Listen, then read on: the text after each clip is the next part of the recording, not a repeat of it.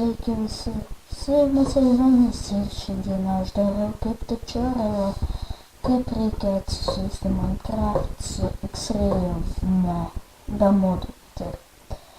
Tai visų pirma, jums reikės Google. Jūs Google, palaukit. Goddammit.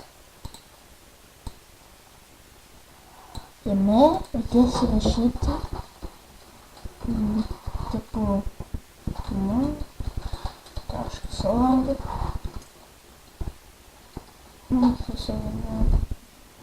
Aš tik rašysim ir kad man numestų jau skandalą.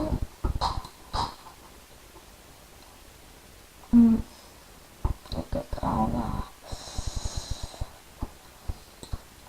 .org. Galim pabaigti. Dabar galim pabaigti.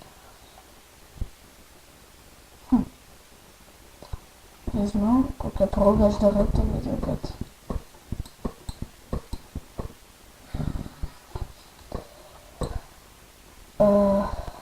dabar matote, jums išmetė patį pirmą šitą. Tai reikia jums jį paspausti.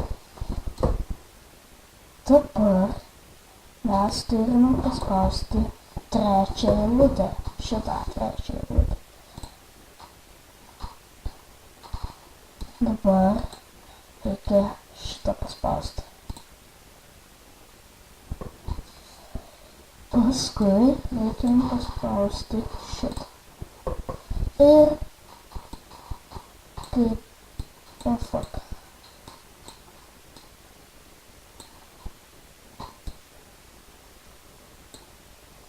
Dammit. Štai. Jums atsiunti.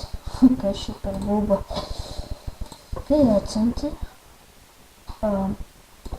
spaudime vykdyti. Paskui paspaudėme šitą, paskui vėl ir padarėme šitą. Ir paskui šitą paspaudžiate. Jūs galite išjungti, o dabar gali būti, jums nebūti. Tiesiog gali būti jums tik tais Optifine. Jums atsiranda tik Optifine. Paspaudžiame Enter Game, ten kur buvo Camper Launch, ir mums užkrovė Minecraftą, nėra tik tais Optifine'as yra, tai dabar išjungiame, paspaudžiame šitą,